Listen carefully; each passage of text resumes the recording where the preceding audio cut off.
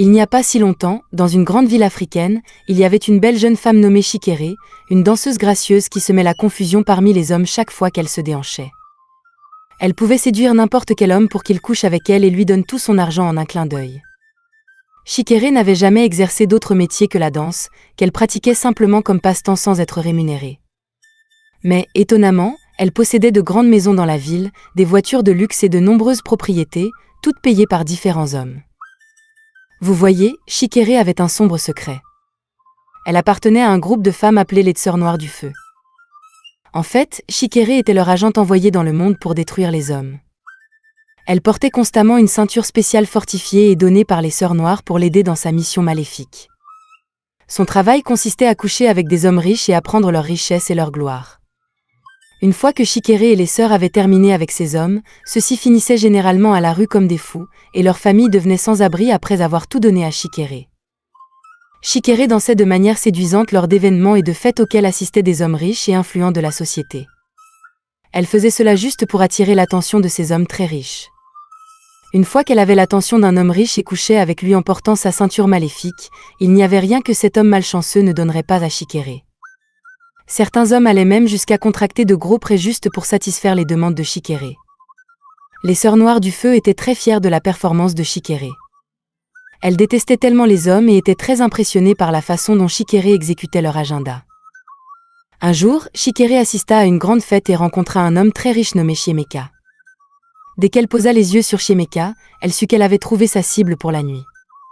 Tandis que Chikere dansait gracieusement à la fête, Chiemeka ne pouvait pas attendre de la voir dans son lit plus tard après la fin de la fête.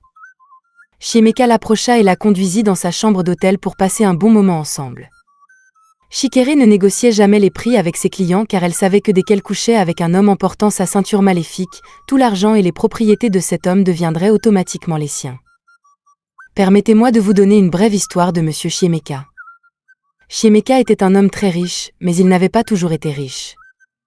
Il était marié à une femme très travailleuse et diligente nommée Titi, et leur mariage était béni avec 3 adorables enfants. Titi avait épousé Chiemeka quand il n'avait rien, juste un jeune homme pauvre du village, mais elle l'aimait et était prête à lutter avec lui et à le soutenir pendant les moments difficiles. Titi était une chrétienne dévouée, une véritable guerrière de la prière. Elle priait constamment pour que Dieu transforme les choses et bénisse sa famille. Pendant ces moments difficiles, Titi faisait toutes sortes de travaux durs pour soutenir sa famille. Elle travaillait même sur des chantiers de construction juste pour que sa famille et son mari puissent avoir de quoi manger. Un jour, en travaillant sur un chantier de construction, Titi entendit le propriétaire du projet, un ingénieur nommé Edwin, parler de la nécessité de trouver quelqu'un de fiable pour gérer son autre entreprise d'importation et de vente de voitures. Titi y vit une énorme opportunité et n'hésita pas à parler à l'ingénieur Edwin des compétences commerciales de son mari, affirmant sa conviction qu'il excellerait dans ce travail. L'ingénieur Edwin donna alors à Chiemeka un emploi pour gérer son entreprise de voitures. Il ne fallut pas longtemps avant que les choses ne s'améliorent pour la famille de Titi. Ils purent emménager dans une grande maison, inscrire leurs enfants dans de bonnes écoles. En fait, il n'y avait plus besoin que Titi continue de faire des travaux durs car les revenus de Chiemeka pouvaient désormais entièrement soutenir la famille. Dieu avait enfin exaucé les prières persistantes de Titi.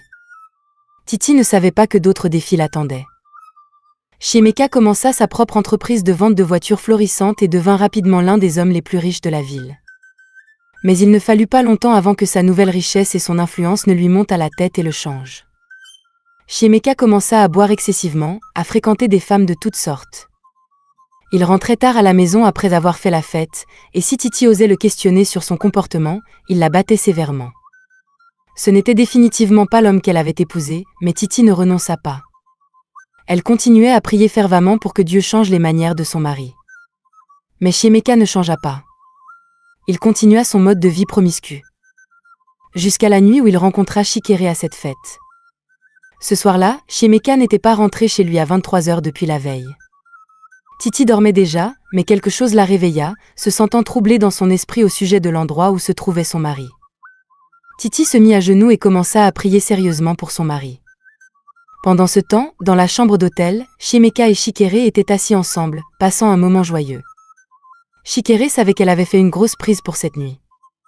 Alors qu'elle se rapprochait pour embrasser le riche Chiemeka, elle sentit soudain quelque chose brûler à sa taille. C'était sa ceinture maléfique. Chikere sortit en courant de la chambre, criant de douleur et de confusion. Plus tard dans la nuit, les Sœurs Noires du Feu se réunirent à leur lieu de rencontre habituel. Chikere raconta tout ce qui s'était passé avec Chiemeka aux Sœurs de la Coven. Elle pensait que Chiemeka devait être soutenue par un pouvoir spirituel élevé pour avoir fait brûler sa ceinture quand elle avait essayé de coucher avec lui. Les sœurs promirent à Chikere que si elle réussissait à coucher avec Chiemeka, elle serait promue au poste de deuxième en commandement dans leur coven, un privilège rare que toutes les sœurs travaillaient extrêmement dur pour obtenir. La ceinture de Chikere fut renforcée avec des pouvoirs maléfiques plus forts, et elle fut renvoyée dans le monde pour accomplir sa tâche de détruire Chiemeka. La soirée suivante, Chiemeka et Chikere se rencontrèrent de nouveau à une autre fête. Elle s'excusa pour la manière dont elle était partie la veille, disant qu'elle avait eu une situation d'urgence. Ils acceptèrent de se retrouver plus tard ce soir-là. Dès qu'ils entrèrent ensemble dans la chambre d'hôtel, Titi se réveilla à nouveau chez elle, profondément troublée dans son esprit, et commença à prier pour son mari. Dans la chambre d'hôtel, Chikere commença à ressentir la sensation de brûlure de sa ceinture alors qu'elle s'approchait de Chiemeka, mais cette fois, elle l'ignora, déterminée à accomplir sa mission de détruire cet homme. Chikere se rapprocha, le séduisant, mais la brûlure de la ceinture devint de plus en plus intense. Cela devint trop pour Chikere à supporter. « Qu'est-ce que cette force puissante qui te protège ainsi » cria Chikere. Chiemeka lui-même n'avait aucune idée de ce dont elle parlait. Alors que Chikere essayait de se rapprocher de Chiemeka une fois de plus, une force invisible la projeta violemment au sol. Elle commença alors à tout avouer à Chiemeka sur sa ceinture maléfique et ce qui se passait habituellement quand elle couchait avec des hommes en la portant, comment les hommes perdaient toute leur richesse et leur gloire à cause d'elle et de sa coven. Mais pour une raison quelconque, Chiemeka semblait avoir une force super puissante autour de lui qui rendait impossible pour elle de s'approcher de lui.